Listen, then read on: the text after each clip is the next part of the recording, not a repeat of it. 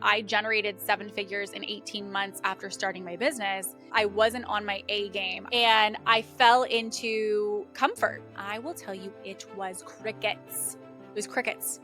Cue the imposter syndrome, cue the mental spiral. You cannot assume that the way things have always been is how they will always be moving forward. You cannot get comfortable. I'm a teensy bit embarrassed because I really saw the vision of it. I was sold on the garden, but I wasn't sold on the gardening. Are you bought into the process as much as you are the vision? I am notorious for biting off more than I can chew, okay? I am notorious for it. Hello and welcome back to Ambitious. Today, I'm excited to have you here because we are going to be diving into something that I don't share a lot, but I definitely wanted to dedicate an entire episode to because there's a lot that we're going to be diving into today, and that is the mistakes that I have made in the journey and the growth of my business. I feel like when we consume online, all we are seeing is highlight reels. We are seeing the best month I ever had. We're seeing the best marketing campaign I ever did. We're seeing the launch that crushed. But I feel like very rarely are we seeing equal parts of marketing or equal parts of storytelling around what went wrong. What were the things that we did that did not work out? What are the things that we did that we learned some serious lessons from? And I personally believe some of the biggest insights, some of the most profound, I guess I would say, awarenesses that I've ever developed have come from my mistakes. Very few of us are going to remember how those wins, the things that came to us super easy, that never had any resistance, those were never the things that shaped us. Few of us are going to remember what those memories are. But instead, when you think back to memories of things that maybe even you yourself have overcome, the mistakes that you've made, the resistance you've experienced in your life or in your business, those are really the basis of the things that shape you and that have helped you to be able to grow. And so I would argue that these are probably the more important things for us to remember, the more important things for us to talk about and to discuss together, because this really is the basis of where we learn who we need to be as business owners and also what really is going to work in helping us to scale our business. So for the purpose of today's conversation, to keep them organized for you, I've broken them into a couple core buckets. The first one is going to be all about money and investments. So talking a little bit about the financial side of the mistakes that I've made. The second we're going to be talking about is a little bit in the team and operations bucket. Third, we're going to go into some mistakes that I myself have made in marketing and messaging. And we are also going to dive into as well offers and sales, leadership, and vision. So as I said, we're getting all into it today. So without further ado, let's just get right into it.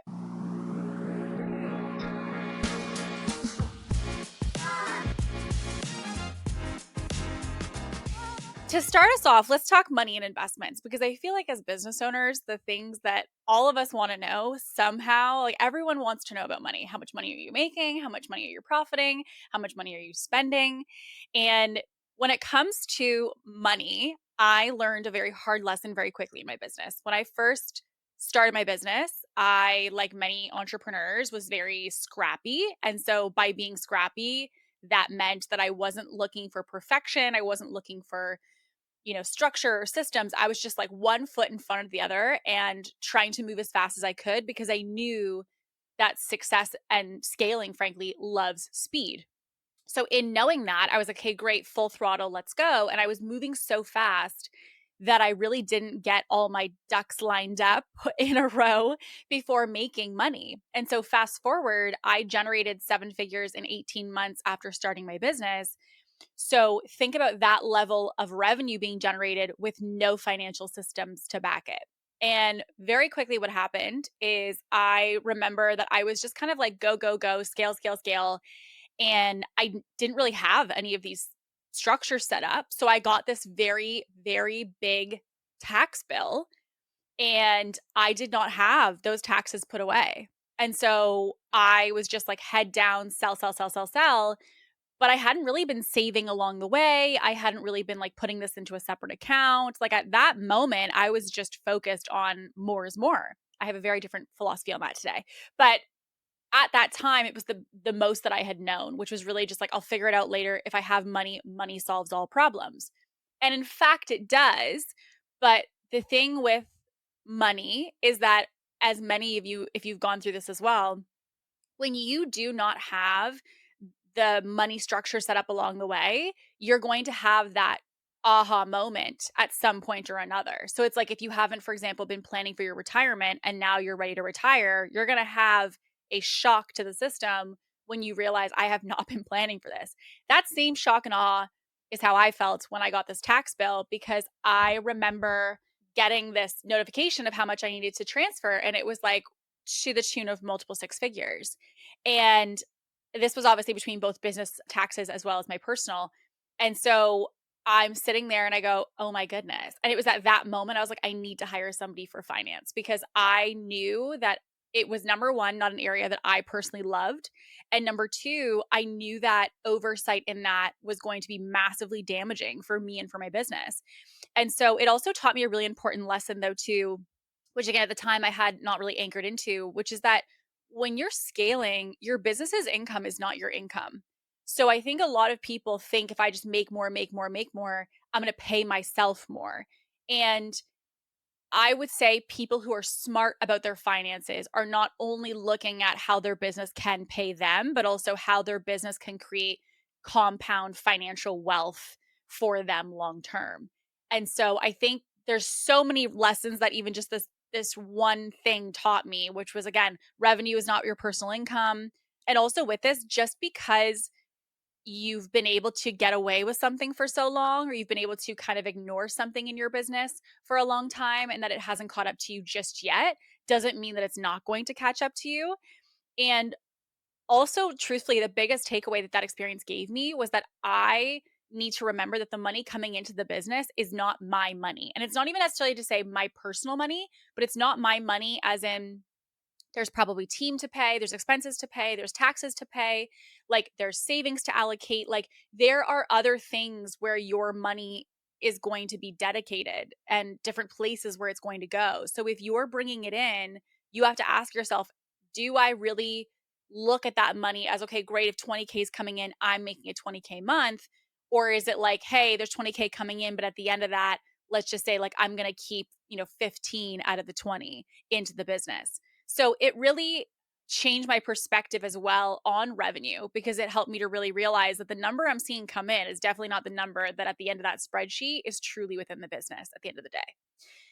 The other thing that I also found was an investment that we made. So I remember there was a moment in our business where we had a lot of website traffic. We had a lot of people by website. Sorry, should clarify. We had a lot of funnel traffic. So what that meant is that we had like an application funnel for people to book a call with us for coaching. And I remember at that time we had a lot of numbers on that. So when I saw there was tons of numbers on it, I had this kind of inclination, which is that I thought, okay, well, based off of what I'm seeing, it looks like the thing that people are desiring is kind of a place to learn more about our offers. Because truthfully, there was a good point in our business where you could not find out anything about our offers unless you messaged me. I didn't have sales pages. I didn't have a website. I didn't have any of that. And truthfully, for a couple of years, like it did us perfectly well because people weren't needing that in order to invest with us necessarily. But then I started to see that there were more curiosities about our offerings. There was more, curiosities about what support they get, what kind of things are covered. And so that kind of helped me to know, okay, great, maybe we do need some sales pages here. Maybe we do need a website. And there was also these other cues happening in the business. Like, for example, I was getting a little bit more into doing speaking and more into like wanting to expand the press side of my business. So with all of those things being said, I thought a website will probably help a lot with that. Here's the thing that I went to fix, but the lesson I learned is that I created, technically speaking, a problem elsewhere. I went in by creating this website to fix what was the fact that people were looking for information around investing with us and they didn't really have a streamlined place to get that information. So I'm like, great, check, we're going to solve that problem. But what I didn't think of is how the branding could create a problem. So up until that point, I feel like, long story short, as a brand, I've always struggled with this duality of how professional I want to be. I would say to an extent, I love neutrals. I love branding. I love the power of branding and marketing. Like I definitely see the impact and what that can do and the significance of that. However, I also recognize that that sometimes has become a deterrent for how approachable I come across to people, how frankly human I look. Like, do I look like this, I hate to even use these terms, but like boss babe online, but do people really know me? And it made me realize that the professional level of branding and photography and videography and even frankly the website design and customer journey of it, by the way it was created, it was very professional. It's very bougie. It's a very bougie website. But it also meant that while it helped to give people information, it also set indirectly by being so professional and being so branded kind of this tone, I guess I would say, of me being unapproachable or people being like, "Oh, I'm not nearly at a level to kind of invest into that," because the branding made it feel almost maybe too luxury in comparison to where I wanted it to feel or land for people. So what it taught me is that the investment, I would say, we went in investing into this and the rebrand process with a substantial investment. Like we're talking high multiple five-figure investment into our rebrand and website. And I wouldn't say it was necessarily a mistake because I don't really believe any of these are truly that like I would never do them again. They've taught me a lot, but the website didn't serve the consumer in the way that I thought it would. It helped to give them information, but by having too professional of branding connected to it, it actually did equally as much harm from a brand perspective as it did to the positive of what it did for us from a conversion side. So it's interesting because we actually tested as a business. What if we took it down? What if we removed the website? We took it out of our bio. Like we made it like it still exists. If you go search kateperkovic.com, you will find my website. But if I remove that and I remove the extra branding and if I remove the extra pieces, would it maybe allow people to be able to connect with me easier or find me easier and kind of path of least resistance and also no extra branding to make it too luxury or too overdone when it comes to the branding of the actual offer? And it will be very interesting for you to know our clicks in the sense of our overall consumption on our website has basically stayed the same since we've removed it from our bio and our core socials. But we have a lot more direct conversions happening through our application funnel than when we had the website active. So it really went to show that people who are going to search and want to kind of, go through and discover you and, kind of search to get their own information, especially those analytical people, they're going to do that. They're going to find your website, hell or high water. But the people who maybe don't need all of that, it could actually be acting as a barrier that's causing them to not invest with you or not move forward with you. The other thing that I would also say is looking at when it comes to money, I also feel like something that was interesting for us was looking at the fact of how we were spending this on certain offers. So, for example, one of the offers that I would say I learned a lot from were in-person experiences because in-person experiences are kind of different than a traditional online business or like an online offer because a lot of the time with online offers, you don't need to create it and spend it before people come. So, for example, like if you want to have a coaching offer, if you want to even have a service, a lot of that is just your time is being integrated to create something. So maybe you're creating processes for an offer you want to develop. You're, spending hours prepping some onboarding for some clients you want to bring on. But when you have an in-person, there's an aspect of commitment. So let's just say you want to host an in-person event of 100 people. You have to book the venue, book the speakers. Like there's an aspect of spending that is required before the sales. The same thing is also partially true when it comes to retreats. Retreats were something that I saw as something I really wanted to do in person and I still very much love. But one of our first experiences when it was our first go at this, that was kind of a lesson for us, is that we had to look at confirming demand before we book something just the same way that we did in our online offers. Like I'm a big believer of you always confirm demand before you ever do anything to like deeply commit. So, for example, you don't create a course and all of the course videos before you actually know you have course participants kind of thing because otherwise you've created this beautiful thing And the idea of, oh, if I make it, they will come, that's not how marketing and sales works. So I always caution people with this, with online offers of courses, masterminds, any of that. I'm like, do not have this belief that just because I build it, they will come. That is not necessarily how it's going to work. And it's putting you in a very risky spot of investing lots of time and hours into it without necessarily knowing if you have demand. The problem with a retreat is you can't sell a retreat if you don't have a location. So it's difficult when people say, okay, great, where is it? And what are the dates? You kind of have to pre commit to a space, therefore to an investment before you really have tickets sold 9 times out of 10. Now, could you keep it super risky and just be like, great, I'm picking this location, these dates, and hopefully I'll find a space once I sell some tickets? Sure. But for me, my anxiety was like, there's no way. So I pre-committed to, hey, I'm going to spend this amount of money. And I remember on our first retreat, like, and I'm very transparent about this with even the people who attended, like our first retreat was not a make money event.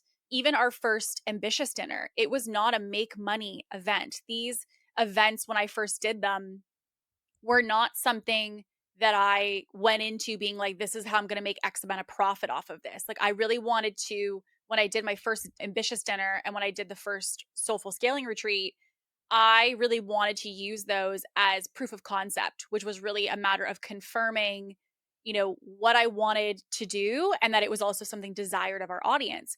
But here's the thing.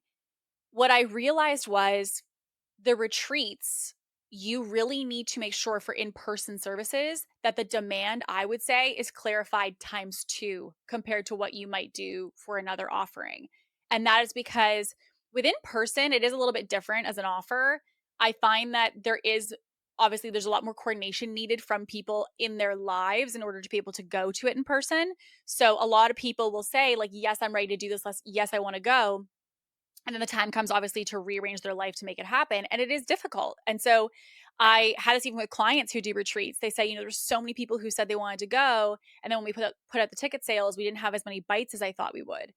And again, then the person running it feels pressure because they realize, okay, whoa, I have this, Airbnb that I've paid X amount of money for, or I have a potentially for larger events. You have this big conference room that you've pre-booked for this event. So there is kind of this needing to really verify the market and really verify demand before you book something, because when you book in-person things, you're kind of committed once you state the event date and the fact that it's happening. And the other thing I also want to say around money as another kind of, I guess I would say, mistake is that I also really learned a lot along the way that just because you invest in something one time does not mean it's created equal elsewhere. So just because you hire a VA on one side and you get this quality of service does not mean that the next VA, who potentially is even the same investment, is going to be equal in the sense of value or support. Photographers. I've hired a photographer that I was obsessed with for our business. I had worked with somebody who was a similar range, and I was like, this is not what I was looking for our business. And so that was kind of money out the window. I have had people that I've worked with who are fantastic when it comes to the marketing and the design part of our business. And again, hired somebody else with the exact same title and label within their position, very different outcome and results. So, what I recognize as well is that we have to be really cautious that money and investments, number one, are not tied to quality. So, just because someone is charging you more or you are potentially charging more does not necessarily mean that your product or service is innately more valuable or more impactful. I also recognize that the kind of barometer of what we consider to be what it's meant to be in a certain service, right? So, like, just because I do design on one side and design over here does not mean that you're going to get the same design output, mean the same design product or result from both of those people. And that for me was a big lesson because I think that there is sometimes this kind of perceived value, right? There's this perceived value that just because we're spending more, it is more valuable. And from a marketing and a psychology perspective, that mindset is very normal. That's very typical. But I had to remember that while that is my perception, I have to verify that, which is that just because I'm paying so and so, 10 grand a month, I need to verify that, yes, there's a perceived obvious value there, but do I really know that to be true? And I've lost a lot of money. I feel like I've learned in the loss of a lot of money in investments that not all services are created equal. Not all, contractors potentially with even the same title and compensation are created equal. And so I think it's important for us to remember that just because you invest a lot in something doesn't necessarily mean that it innately is better. And so I think that that's something that I've learned along the way that I always verify now. I, again, understand that if I invest this much, there probably should be a better level of service here, right? So, like, if you buy, for example, a Honda versus a Mercedes, there is a perceived value that the Mercedes, by being more expensive, should be better. But don't assume that would be my lesson for you, because there are also things that present as a Mercedes that are really a Honda on the inside. And also, as a total side note, no shade against Honda. I have an Acura, which is part of the Honda family. So don't feel any way about the Honda if you own a Honda and you're like, hey, why are you making fun of my Honda over here?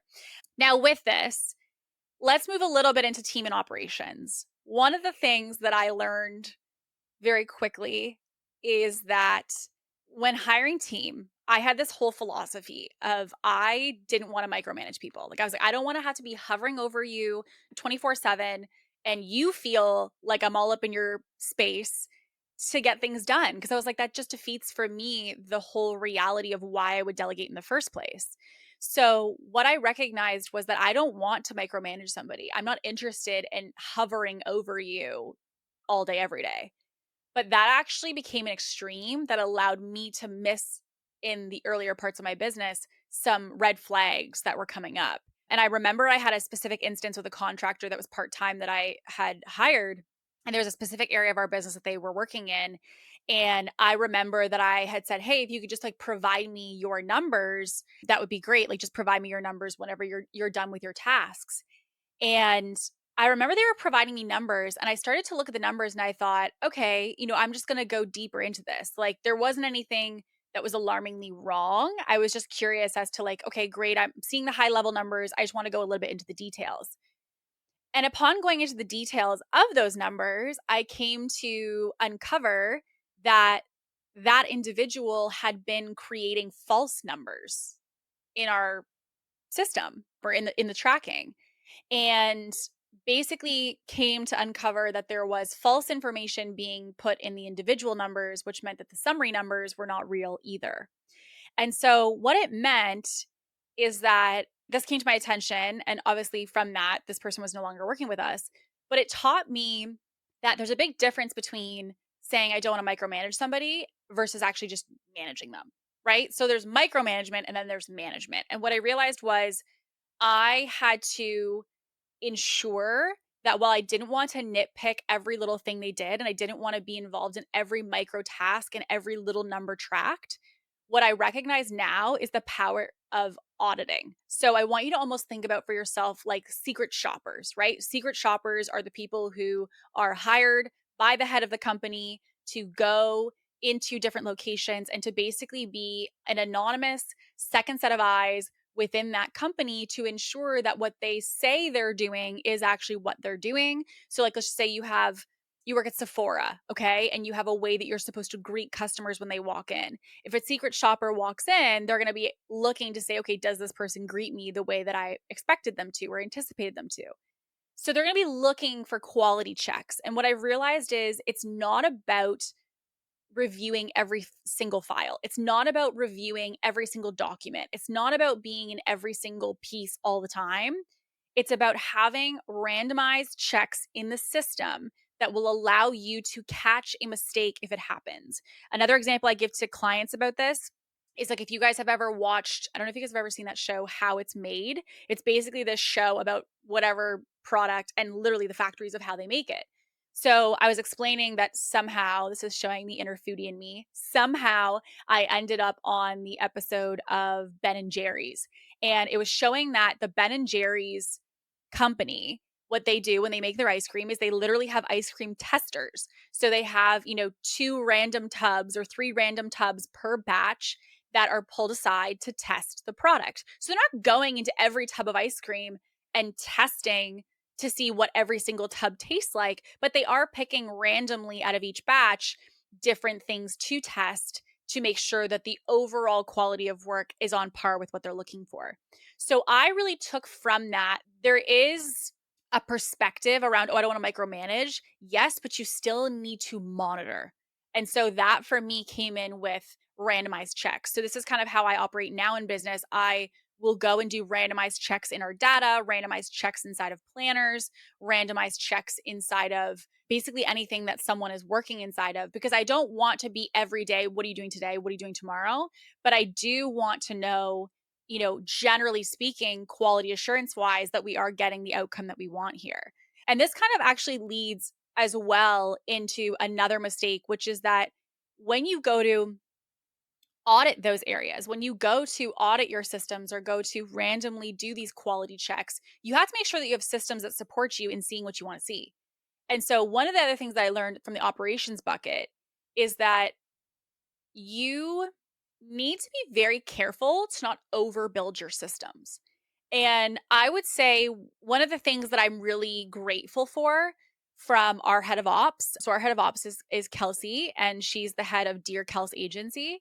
And they do our operations for our business. And one of the things that I love actually about her ops specifically is that there is a level of simplicity to it, but it's not like, obviously it's complicated. It's not like basic by any means, but she keeps it simple enough that it's streamlined enough to use. There's no added fluff. There's no added kind of, pieces in it that we don't need. Everything is really critically thought out to know, is this just an extra that's making things more complicated, or can we make it simpler?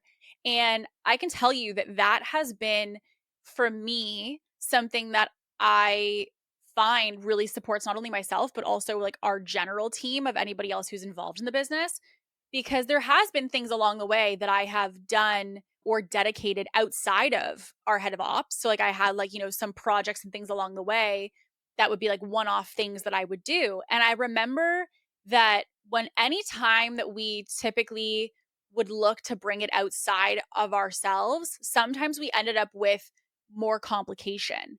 And, in just any different contractors we were working with, they would sometimes bring more complication, more complexity to what we were doing. And I really will say one of the things that helped a lot with the ClickUp that we have and the systems that we have and the platforms that we're using is now I feel like there's a really good understanding amongst our team that we really are looking for simplicity here. Like we don't want complication. We don't want there to be a lot of rabbit holes that we could go down. I want it to be very straightforward.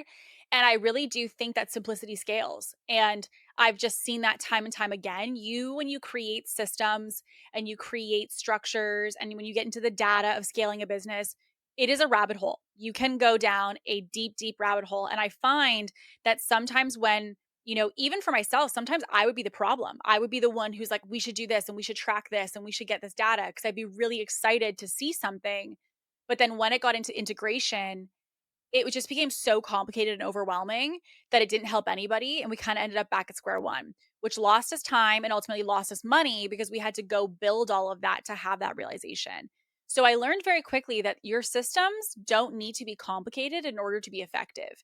They can be very simple. They can be very straightforward. The main thing is that they are presenting you with the information you need to make decisions, that you feel like you are able to easily monitor progress you're making and the outcomes that you're establishing. As long as you are getting outcomes in something, how you track all of that doesn't need to be complex in order to be effective. The other thing that I would also say is like contracts. So, contract wise, what I will say is that when I first created our contracts for any of our offers, team, any of it, I kind of went in with, rose colored glasses, right? Like I really went into making this contract with like a standardized agreement of something that I found online. It wasn't necessarily something that I had gone deep into the rabbit hole of all these different clauses. And someone said to me, well, like what should we have in our contracts? And I said, what should be in your contracts is what is likely a possible kind of like outcome with the people that you interface with. So, for example, a lot of the clauses that I now have in my service agreements for my offers are actually not something that are all that different from what I've experienced, right? So like when I first started, I had these very basic contracts. I had these kind of standardized things that I got from templates, but you don't know that you need a failed payment clause necessarily until you know the extent of what can happen when it comes to failed payments. You don't know that you need a non-compete with specific verbiage and what that verbiage is until you have someone who tries to compete with you. You often don't know, that you have to put your level of consumption of the program is not directly connected to a dollar value. You won't know that clause until you have someone who says, okay, well, like if I only consume this much, can I only pay this much? Right. So, like, you don't know until you go through those situations. And I think that something that I've learned along the way is that your contracts are really a living and breathing document. Like, they kind of are ever evolving, they're never technically done. And I think that that's because we learn so many hard lessons along the way in business that we need to then take those awarenesses and take that clarity and move that into helping us to shape these agreements and to change them. And so I learned very quickly that, you know, there were so many situations that I just genuinely, when I first had the contract drafted, I would have never fathomed would happen. And then they did. And then I was like, okay, great. I felt initially insecure for not having that in my contract. But instead, I switched my perspective to be, okay, well, yes, it wasn't in the contract, but this is an opportunity to say whatever happens within the business and within the experience of the way that we operate, we're going to take that clarity and we're going to take all of that and make sure that there's clauses that reflect those situations. So, my invitation for you would be to ensure that your contracts are not like a one and done, that you're not looking at these as like, oh, I established this contract when I first created this offer, when I first created my business, even, and you haven't changed it since. There may be an invitation for you to look at, are your contracts just the templates you started with, or do they truly reflect the experiences that you've had in your business to date and that you have clauses to reflect that?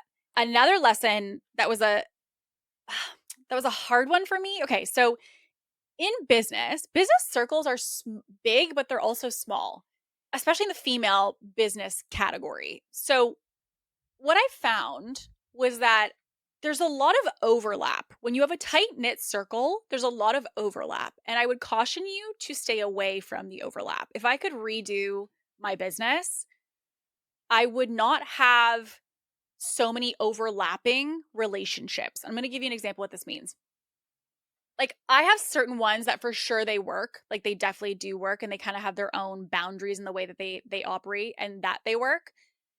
But I think that the thing that I would advise is try to have some separation. Like, for me, I feel like I've had a lot of overlap. I have a lot of, clients that also were contracted for services for us and vice versa. I have had, for example, family in my business. I've had a lot of overlap in a lot of different things. And it's not to say that I would say it's all bad, like by any means, it's not. But I think the lesson that I learned is when you have a lot of overlap of relationships or you have a lot of overlap of who knows who, ultimately, if you're just a human being, it's going to make the decisions you want to make in your business or the actions you want to take, etc. It's going to make those harder because there is so much overlap. So, like, if you have something you need to say, but the person has a close relationship to you, there's an aspect of overlap.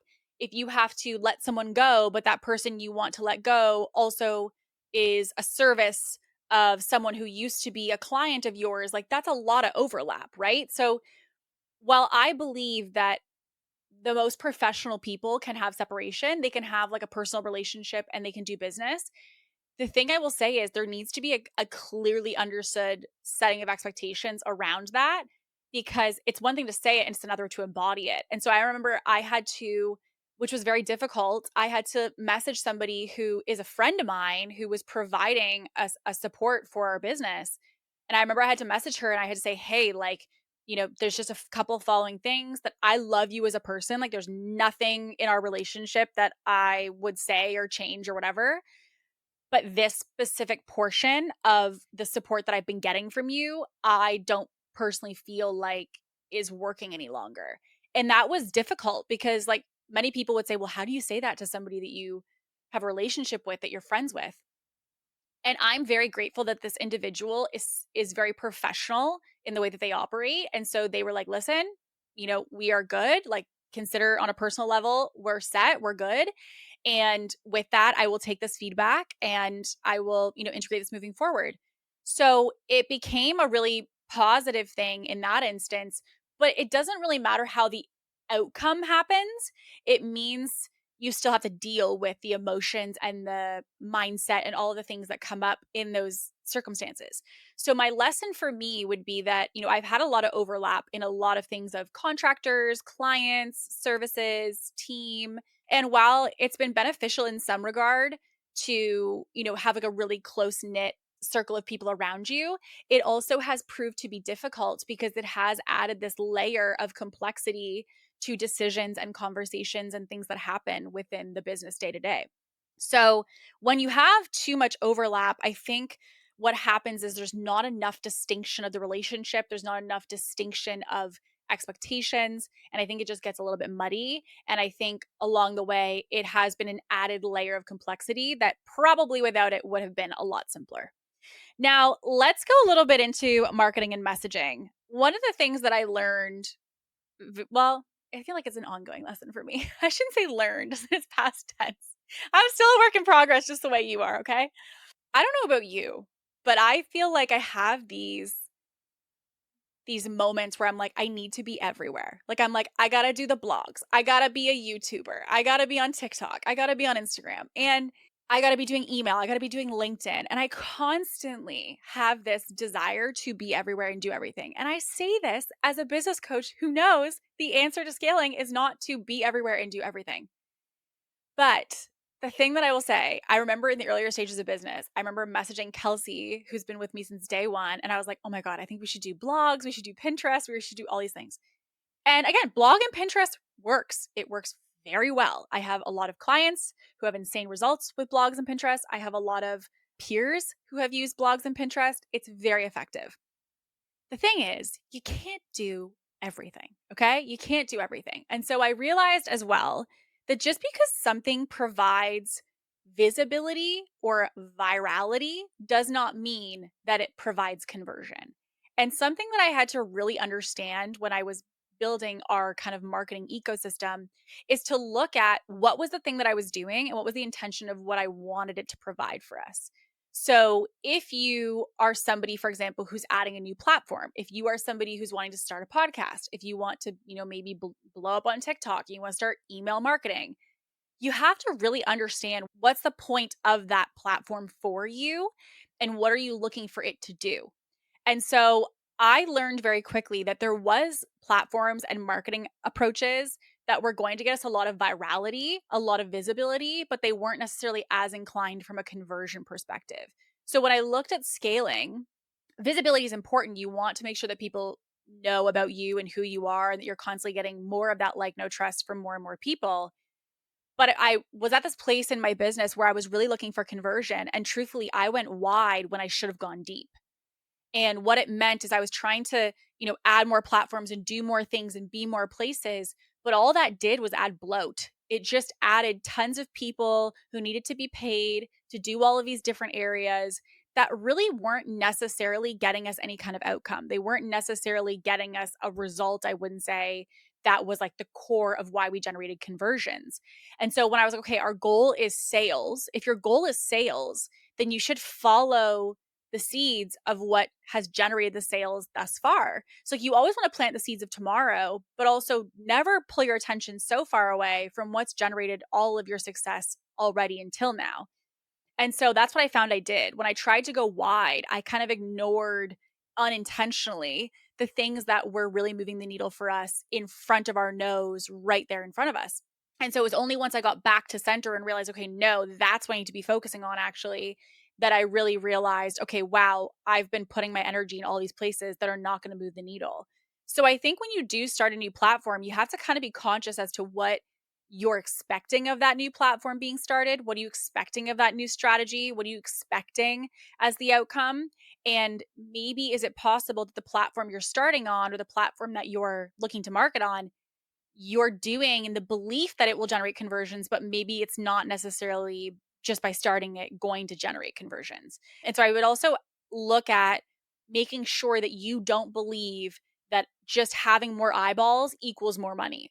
Because I will tell you, I have helped so many brands and businesses at this point who have, let's just even say 5,000 followers, 10,000 followers.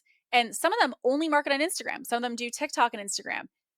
But what's interesting is I have like one client who had 200,000 people on TikTok. They make the same amount of money as another client who had 20,000 on Instagram. So just simply having more eyes alone doesn't necessarily always equal to conversion. So I really, for me now, realize that there's an aspect of depth in the community that you possess that is just as important as having eyes of people knowing that you exist and obviously growing your brand awareness. They serve kind of two different purposes, is how I would put it. The other thing that I would also say is you, as a personal brand, cannot remove the personal of what makes a personal brand. Now, I want to clarify when I say personal, I'm not talking about being an influencer. I'm talking about when you believe that you're going to create yourself with so much branding. When you do that, you remove, kind of like I was saying earlier with the website, you remove the baseline of what was allowing you to be effective in the first place. So like when I first started my business, I was like showing my face online all the time. I was in talking videos, I was in, reels, I was doing stories, I was going live, like I was doing all of the things. And then as my business scaled, I kind of pulled myself back more and more and more, meaning I wasn't really on video. I wasn't really taking content as much. Like I just wasn't, I was kind of mass producing. I got really into mass produced content. But what that also meant indirectly is that it became kind of cold. Became kind of unapproachable. It meant that there was really no connection. There was no authenticity. There was no depth really that was happening with my audience as a result of that. So, because of that, I feel like that correlated in our marketing not landing as well. I really have never been able necessarily to completely remove myself as a personal brand. Now, you can be very intentional about the way that you make content. You can be very intentional about the way that you show up, the things that you talk about. You don't have to share a lot of your personal life. Like I don't share a ton of my personal life, I wouldn't say, on my page. But what I do think is important is that you don't remove the personal connection that allows people to feel connected to you. So, like, if you're just reading tons of carousels and tons of photo shoot pictures and all of that, it's not going to make people feel like they know you. It's not going to make people feel like they really understand your quirks and what makes you different. And I think for me, I so deeply because I would say like social media is kind of a love hate for me. I like social because I like obviously being able to connect with you. I liked being able to meet new people. I love obviously the ability that it allows me to talk to hundreds of thousands of people all over the world. Like it's so beautiful in that way. But I don't know about you, but I find like I don't want to be on social media. Like I'm not interested on living on my phone. And it's been an interesting relationship to navigate because you don't want to live on your phone, but then you realize that being personable and sharing some parts of your life actually is something that allows people to connect, which indirectly does allow as a business for those people to convert. So I hear people often say, well, I don't want to be a personal brand, but they are a personal brand. And so I tell people like you kind of can't be like someone said this quote to me. I don't even know if this is technically politically correct, but they're like, you can't be half pregnant. Like you kind of have to choose. Like if you're gonna be a personal brand, do it right. And if you're not gonna be a personal brand, then commit that way. I don't really believe that you can be a personal brand but have no personal insights within what it is that you market and what you produce. Because otherwise, you're just an education place, which means that I can find everything that you're telling me on ChatGPT just the same. So I think I was invited to realize that you can't scale yourself out of being a personal brand once you are one. At some point, you have to recognize you are the face of the business. You are the voice of the business. So even if you're just in the marketing and you've outsourced everything else, okay, fine. But like you can't remove the essence of what's making the personal brand personal in the first place.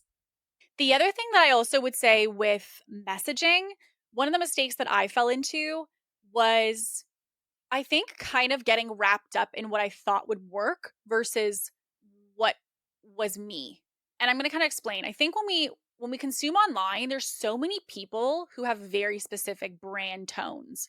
So like I have one person that I work with who's very spicy. Like they are like just cut you right to it. Like they are just like they're taking no softness to the way that they deliver their message. And like good for them, like that's their thing.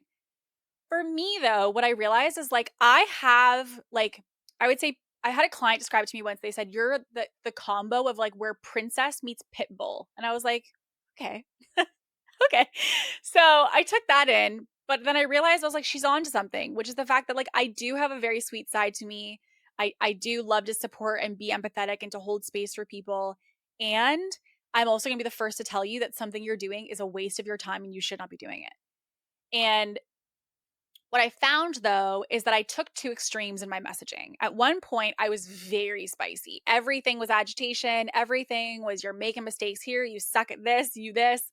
And I feel like again, unintentionally, like many other people, I kind of got sucked into what I thought that the space wanted from me. I had messaging at one point that was like what I considered to be like bubblegum Kate. It was like very sweet, very like, I'm not going to be too stern because I don't want to scare anybody away, and it was really worried about being too stern or being too direct. But then I realized I was like, but the directness and the sternness is actually what has allowed my message to land. Like that's actually been something that's been good for me, not bad. So it became realizing that you don't want to go to one side of the spectrum because you believe that it's going to be better for you. You have to really know, what is my brand tone? Like what is my way of marketing? What is my way of messaging? And I think that I've had the really sweet side before. I've had the super spicy side before. And I feel like just now in the last couple years, am I really starting to realize like where I fit in that middle, which is that I really am that princess meets pitbull, which is where you do have those moments where you're, very sweet and very kind and very soft, but you also are not afraid to have an aspect of being stern if you think that that's going to help someone. The problem, I think, comes into the fact that sometimes when we see that something is working so well for someone, you wonder, should I be doing that? Like, is that who I have to be successful? And I fall into the same thought pattern all the time. Like I fall into the like, oh my gosh, do I have to be like, I have to be like that? Like that's what to be on the internet today in order to be effective. And I've done all of it. Like I'm never someone who will bark at something until I try it. Like I'm never going to minimize something until I've given it my best go. But I do think there's a difference between trying it and then trying on someone else's mask for an extended period in your business, because I think it's one of the fastest ways to lose yourself. And I think it's truthfully one of the fastest ways to lose trust with your audience, which is that, I'm sure you have even consumed someone where you feel like, whoa, that was a switch up. Like this person's personality just got really intense online through their marketing. I've had that and I've seen that. And I think that that really impacts people to say, do I need to be different in order to be successful?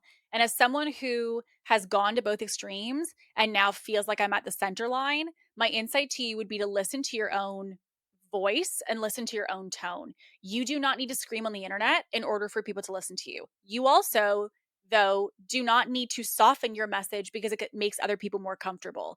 It really is about understanding what is your natural tone, what is the way in which you're going to present in marketing, and most importantly, ensure that the way that you show up in marketing is who they're going to get in the service. Nothing kills me more than seeing someone who markets aggressively, but they're like a little mouse in the way that they support.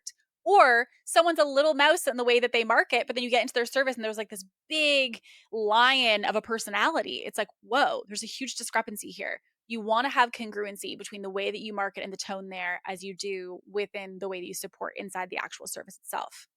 Let's talk about sales. Okay. So let's talk about offers and sales. Sales, oh, this one hurts. There's a couple instances. There was two launches that I want to share. So one launch was a Black Friday launch. And this launch, we were all squared up to go. I think this was like our third Black Friday launch that we'd ever done. And so we do this Black Friday launch and we're like, yes, let's go. We, again, unintentionally, it was a mistake. We deleted all of our media by accident. So basically, we had created all of our reels, they were sitting ready to go, and the folder that we had all of those in got deleted. And with that, in wiping them, we didn't realize that we were wiping all of the media. So literally think about 4 weeks worth of media for Black Friday in the garbage, out the door, like just gone the day before the doors open. So of course I'm like, okay, this is not good. This is not good because it means that we obviously have no media and we open doors tomorrow. So this taught me a couple things. Number one, when it happened, I remember our team was like, "Oh my God," because like we have no media. And I remember like there's nothing we can be stressed about it. We can be, like having a conversation about it. We can kind of circle around this, but at the end of the day, it's not going to change the fact that we don't have media. So we need to hit the ground running and we need to create something and get something made here because otherwise our stuff's not going to land. Like we're not going to have anything to work with. So it helped me to understand number one, that you want to ensure that whatever it is you're finding you're faced with as a crisis, that you don't spend all your time just emotionally feeling the crisis, that you don't do anything to respond to the crisis in front of you. Like it's like having a fire in your house and be like, "Oh my God, a fire. Oh my God, a fire. Oh my God, a fire." And you're like, call someone, get water. Like we need to remember we have to deal with the crisis, not just acknowledge that it's happening. And I think that that was a positive lesson that I learned in that, which was that you don't ever want to make the mistake of letting the acknowledgement of the crisis keep you from solving the crisis itself. But with that, it also helped me to realize that you need to have backup and safety net systems in your business. So I, at the time, again, was very scrappy in the way that I was doing business. So because of that, I didn't have a ton of backup systems. I didn't have a lot of things created that were safety nets yet, right? Because I was always just moving so quick, go, go, go. But I think that many of us are moving so fast that because we have so much speed, we also indirectly may have a lot of vulnerability within the business. So it's important to ask yourself, in trying to move quickly, are you leaving yourself open somewhere? So, like for us, we were trying to move so quickly to get everything ready for this launch that we didn't think about making sure it was backed up on a system. We didn't triple check all of the, crossing of the T's and dotting of the I's before we had deleted the folder. And it was really our mistake. It was our lesson to say, listen, there needs to be a backup area. So, like, even for example, for my phone that's got all the media on it that I take, it's also backed up in an online platform so that God forbid anything should happen, we have all of the media saved in a central place. So I think it is important to ensure that you have like a secondary backup system. This even also, by the way, applies to team members. Even when you have a team member that you work with, ideally another team member should be able to do like a 50% capacity of that person's job, because it means that you're not technically ever truly, truly vulnerable within your business if one person should, go down for whatever reason. This also was an indication that things can change very quickly and you have to be able to adapt. Because honestly, that could have been full reason for us to say we're not going to do Black Friday this year. It could have been full reason to say like we're not going to do the promotion, we're not going to do the launch, like we're just going to take this as a sign that we're not supposed to do it. And I really believe that in those moments you really have to decide if you're going to take a deeper story from the crisis as like, oh, this is like, the universe's sign I'm not supposed to do this launch, or is it actually the sign that you should have had your media backed up and this is the lesson that you get from this? So you get to, dive in and learn how to bounce back and how to fix it now. It's important, I think, too, in those moments, just to not drive a deeper meaning from something versus solving it directly. But we also had a separate launch. This was 2 years later. We had a launch that we were doing around Accelerator. And when we did this launch, I remember this vividly. We went in and we knew from our data up until that point that we had a lot of analytical buyers. But it was interesting because we'd always had driver buyers, which are people who move very, very quickly, and we have analytical buyers. Those are the two that we always have had for a very long time in our audience. And then we started to put out content around that because we really just kind of were like, this is how it's always been. So this is what we're going to do. And if I'm going to be honest, the mistake was I got comfortable. I wasn't on my A game. I was kind of marketing with my eyes closed type of situation. And I fell into comfort. I fell into kind of the comfort of how I knew we always marketed, the comfort of how I knew we always, the topics we talked about, the way we displayed the message, the way we had always launched. And I kind of skipped over the additional step, which was to verify your media and your marketing data to ensure that your buyer type is as consistent as you thought it was. So we go into the launch and we are like, okay, great. We get to this phase where we put out this big announcement. And I will tell you, it was crickets. It was crickets. And cue the imposter syndrome, cue the mental spiral. I went down a rabbit hole because I thought this is just not going to work. Like we're not going to have We're not going to have any launch here. What the heck is happening? So then we sit together and we're sitting and looking at the marketing. And I thought, okay, maybe our marketing buyer type has changed. So we put out two pieces. We created rapidly two pieces of media and we put those out. And they were specifically targeted to an emotional buyer type. We put those out. Tell me how all of a sudden the messages start coming in, the engagement starts to skyrocket. And I go, oh my goodness, we created our entire launch plan based off of the fact that we thought we had driver and analytical buyers, but really what we have is we have emotional buyers. What am I doing? So I was like, okay, great. Back to the drawing board. So we had to go through all of the marketing concepts we had, all the media that we created, and we had to start to create more balance with a lot more targeting toward emotional buyers. So at the end of that, I believe that launch in its like entirety, we did about like $500,000 or so, or $600,000, something like that. It was crazy in sales. But that launch, I remember, was very specific because it taught me something, which is that you cannot get comfortable. You cannot assume that the way things have always been is how they will always be moving forward. I got really comfortable in assuming things. And when you assume things, that's usually where things start to get very, very messy and very complicated. Because when you assume, you take your eye off of things. And when you take your eye off of things, you might miss changes that are happening right underneath the surface, right in front of you.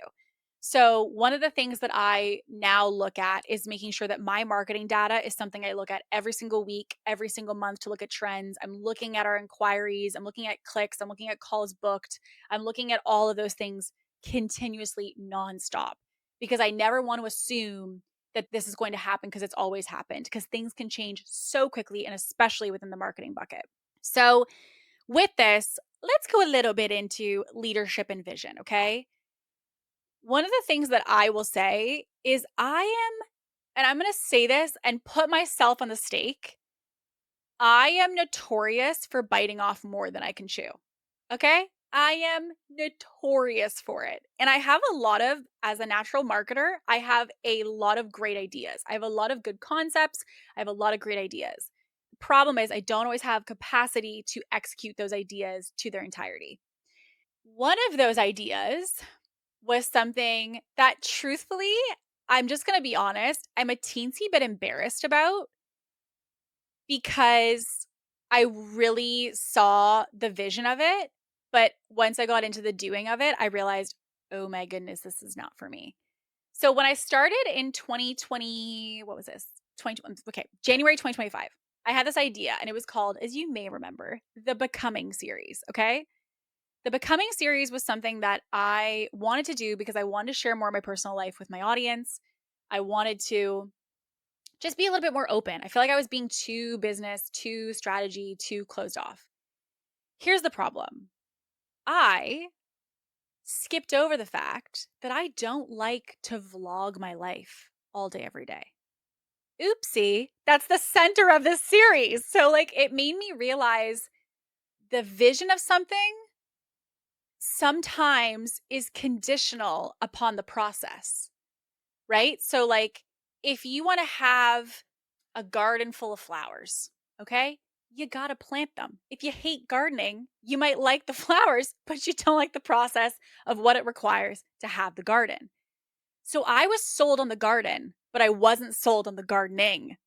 So, because of that, I learned very quickly. I think I got like probably, I want to say like 6 weeks, 7 weeks in. And then I realized I don't want to be on my phone 24/7 vlogging this process. And so I felt really ashamed because I was like, I hate the feeling, as many of us do, of starting something and not finishing it.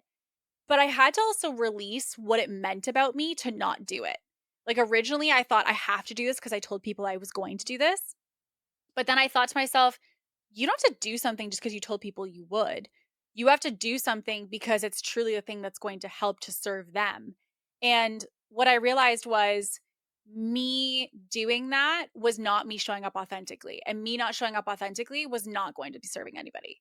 So I realized that there was just certain things that in the process of my business, I've had a lot of vision for things that I want to do, but I sometimes have not always been the best at checking in to see if I actually have capacity to fulfill said vision. And it just is constantly like this humbling thing because I think that it's really easy for us as business owners to fall into like, well, this is what I want. So I'm going to go do it. Let's put on the vision board. And then you get into the process, then you get into the steps, then you get into the actual, outline of what that would require from you. And you realize very quickly, no, I actually do not have the capacity to do that. So I realized with that my lesson in this and in that becoming series actually was that I wanted to moving forward for any new ideas that I had to be sold in the process before I was sold in the vision. And it meant that I had to be okay, not that I had to have it all outlined, that I had to have every step detailed, but I had to know what was this going to require of me commitment-wise, and am I okay to commit to that in order to commit to the vision? So it's kind of like if you're going to have a vision of running a 10K, are you as committed to the process of what it looks to train for a 10K as you are to doing it? And if you're not, then maybe that really isn't a vision. It's more of just a dream. So I really have been trying to create this clear distinction now of if I want to do the marathon, am I ready for the training? And if I say no to the training, then I'm saying no to the marathon because I was so easy for me to get so excited about the marathon, to get so excited about the big thing that I was going to be doing. But then I'd get into the training and I'd go, oh, shoot, like this is serious. This is a lot of commitment. And so it's a very humbling experience. And I wanted to share that and just like throw myself on the stake with that. Cause I think that many entrepreneurs, maybe even yourself, you've done this. You've had these really big ideas for things you wanted to do, but you feel like maybe you don't have as much follow through as you'd like. And I would invite you to look at maybe that's not because you're not committed. It's not because you're not motivated. It's not because of anything that, is self judgment or any of that. It doesn't have to be that deep. I think it could also just be the fact that you maybe are not as bought in on the process as you thought you were. And maybe you really do need to be bought in the process, not just the vision itself, right? Like another example, which is a very extreme one, but I was talking to someone about the other day. It's a different thing to be bought in on having children, like physically being a parent, than it is to the process of raising children. Like, and this is it's an important conversation that a lot of people have. Having kids is not the same as being a mom. Having kids is not the same as being a dad.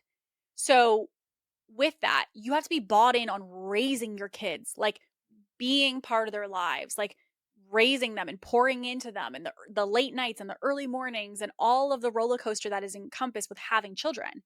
Because just being like, oh, I'd like to have kids around is not the same thing as raising children. So that's how I want you to think about it when it comes to business. Are you bought in to the vision of what it could be as much as you are into the reality of the work that it's going to take? And I, in certain buckets in business, when I get really excited about something, I feel like I kind of forget a little bit sometimes about the process because I'm just always someone who's been like, 3, 2, 1, we'll just make it work. Like I'll figure it out. And I will. But the thing is, I sometimes lose myself in the process and I realize that I'm trying to make it fit when it really doesn't fit. So that's something I would invite you to look at. And the other thing I'd also say with leadership is mentorship. So I've invested in a lot of coaches along the way. I've invested in a lot of mentors, a lot of services. And I'm going to be honest, I would say 70% of those I've been disappointed with. And I'll tell you why. I learned very quickly that everybody's human. Okay. So I've learned very quickly to not idolize people, to believe they're better than me. They have different information than me, but they're not better than me. And the reason that I share that is I remember there was somebody that we had hired for some marketing consult. And I was like, this person's going to give us and drop these knowledge bombs. Tell me how I walked away and I learned nothing. Like I remember debriefing with the team and them kind of asking questions about this, that, or the other. And I learned nothing. Like I was like, everything we just did, I literally already knew. Like none of this was new information. But because of their marketing, I had believed that they had this like secret sauce that I was just like, okay, like, whoa, I've just got to be missing something here. And what it meant is that it just further validated that I wasn't missing anything. I just didn't trust myself enough to see the process through. I wasn't patient enough. And as a result, I went and invested with this person and got really no movement, truthfully. And so I realized in that moment, I am no longer interested in idolizing other people to believe that they have all the answers, that they have everything that is going to completely change me and my business. Instead, I just want to know, what do you know differently and what results do you have that are different than what I've generated? So sometimes we can take these big accolades or, even people just boasting about how much they know to be credible, but unfortunately, it was not credible. I also think that it's important to recognize that not all mentorship is created equal. I had this question from someone recently who said, should I do a VIP day with me or should they do private? And they went into private ultimately. But what I realized was, I again had hired someone for a VIP day, like an intensive, and I went in and I had all these high hopes of what it was going to generate. And I left and I was really disappointed. And I realized that, I thought in this one day experience that we were going to get a lot of outcomes, that the process was going to look a lot more tactical. There'd be a lot more strategy involved. And it felt like it was very like surface level. It was very emotional. There was no like making decisions, drafting of plans. And I thought, what am I paying for here? Like, what am I paying for if this is all that I'm getting? It felt like I didn't really get anything. And I was very frustrated. So that had happened, and then I just along the way, I started to kind of get this investment fatigue because I really started to realize that there was a series of investments where I feel like I got nothing from it. So if I got nothing from it, then why am I freaking investing anymore? Like, why am I going to keep going? So instead, what I did is I changed the way I invested. And I started to ask myself questions of, what does this person know that I don't know? What results has this person generated for themselves or for other people that I have not generated? And most importantly, are they willing to provide me education-based selling? So here's what I mean by that. You want to ensure that when you invest with someone, they're not one of these people who say, yeah, we'll dive into that when you work with me.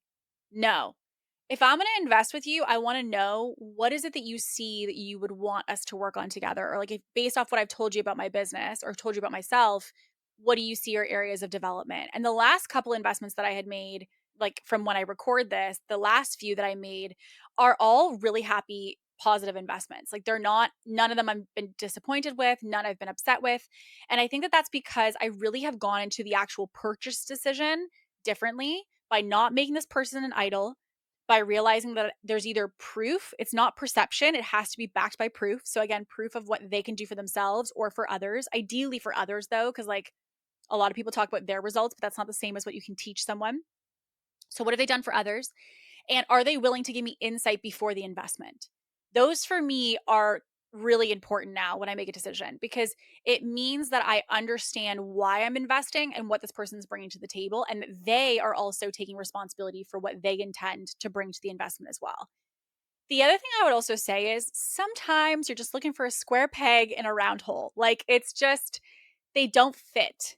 And you're sometimes looking for investment and insight in the wrong places. I think there was some times where I was really trying, because I invested in a certain area, to try to make this mentorship fit for another need that I had, when really the other need was just not something that was going to get met here. And like, that's okay. It didn't mean that this person was wrong or that it meant anything about necessarily their services.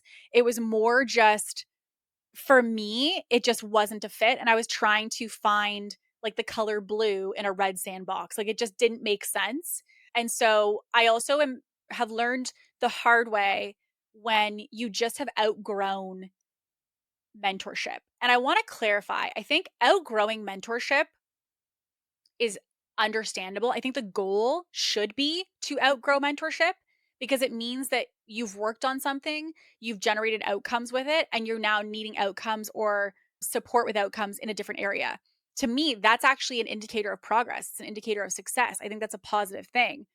The thing that I would say is important to recognize is that when you have that inclination that you've outgrown something, I think that's the indication to move on. Because I had some feelings along the way in different coaching relationships where I felt like I kind of got what I needed from this. Like, and it didn't mean anything about the coach. It didn't mean anything about the program. It didn't mean anything about that. I was like, I just need blue, and this program or this coach is purple. Like, I need something that's just all in on blue or yellow, in the sense of the type of coaching I needed in that moment. Sometimes I went into something and I really needed strategy. And then I would get my strategy and I'm like, oh, I really need some mindset help. Then I would go and get some mindset and leadership help. And then I needed only leadership coaching, but not sales coaching. So it was like there was certain times where I realized I just need something different than this person provides. And it doesn't mean anything about that person. It just means that what I'm looking for is a specialty. So I need to go find specialist support. So I think it's also important when you're looking to invest into mentorship to not invest into a mentor to expect them to be all things. Understand why you're hiring them. What do you want to learn from them? What is the outcome you're looking to achieve? And are you potentially looking for insight in the wrong places? The other thing that I would also say about all of this, though, is that your biggest lesson in your business, and even frankly, a lot of the lessons I've learned personally in the last 2 years have come from what are technically speaking my biggest failures. And it's hard because none of us love to fail. I wouldn't say like we like the feeling of failing. Most people don't like the feeling of failing. But I think that the mistakes they've made of spending money and losing time and missing things that maybe now I'd be like, oh my God, that was so obvious. We could have prevented that. You don't know until you go through it. And I think it's so easy, the hindsight's, obviously great to have, but that's all good and well after it's happened, right? Like you need to be able to allow yourself to make these mistakes and not make them something deeper about you. Like I recognize that I've made investments that I could have asked better questions and I wouldn't have lost, $50,000. But you know what? Guess what? That's just my learning to ask better questions next time. I learned that I was staying in certain mentorship relationships too long. It doesn't mean anything about that mentor. It just means that I learned that I need different things. And when I have that inclination, it's my time to move on. Like you need to go through those to develop the awareness and the insights. The invitation I would ask you is, are you wanting the lessons without the learning curve? Because I realized when I was making even this list of all the things, I was kind of like truthfully like nervous to share them because I think sometimes there's this perception that when someone's a business coach, they don't make mistakes, right? Like it's just like they know they've got the blueprint, they've got the strategy, and we do. But there's also I've realized, you know what? I wouldn't even label them as maybe mistakes. They're kind of an opportunity where I missed the mark. Like it's like where you shot for it and you missed the mark. And there's so much to be learned from these. And if all of these had not happened, me not saving for taxes would not have given me the financial systems I have today. If I had not made those bad coaching investments, I would not know now how to make a good coaching investment. If I hadn't made the issues with some of our launches, I would now not have a rinse and repeat system from which to launch. Like there's so many insights that could just not have been there without this.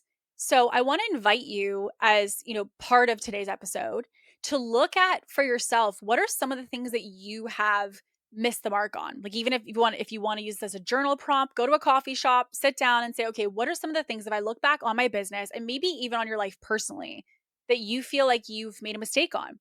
What are things that you feel like you missed the mark? It could be things when you were growing up. It could be things in your business. It could be things even right now in your life. Maybe it's with friends, with a partner, a romantic relationship. What are things that you feel like you've made mistakes along the way? And ask yourself, have you actually dedicated time to reflect on those to know what was the takeaway? Like the lessons are only going to present themselves if you take the time necessary to reflect on the experience. If you're just on to the next, on to the next, on to the next, you fall into this very easy opportunity of just kind of doing the same thing over and over. You rinse and repeat the same cycle, not intentionally, but because you haven't taken the effective time to reflect on what you want to do different next time. So, would I take back any of these experiences? No. And do I anticipate that I'm going to have another list of 10 of them at the end of this year? Yes, because it is a constant learning curve. And I would say for me, I'm not scared to fail. I'm not scared to make mistakes. I'm not scared to spend. I'm not scared to move quickly because I know that that's been a part of what's helped me in my business. But I think it's also crucial to ensure that you are catching the lessons that are there for you along the way. So the invitation I have for you is sit down and look at what are the lessons, what are the invitations that I've been given over the last couple years in my business? And with that, how can I make a plan and get some awareness of how I want to shift that and how I want to change those moving forward? So With all that being said, thank you so much for listening today. I also want to say a massive thank you to all of those of you who have been subscribing to our channel, subscribing to the podcast on YouTube, on Spotify. I also have been seeing all of you guys who've been leaving ratings on Spotify and Apple. So thank you so much for those of you who have been doing that. And as always, I just love hearing from you with your takeaways, your nuggets, your aha moments from these episodes. So in listening today, if there is something that you feel like downloaded for you, you had this aha moment, you had this light bulb on something that I shared, or maybe you even just want to share a mistake that has come up in your business, in your life. And again, you want to share some of that reflection with me. I want you to know my DMs are always open. I love, love, love hearing from you. And with that being said, we will see you on the next episode. And as always, stay ambitious.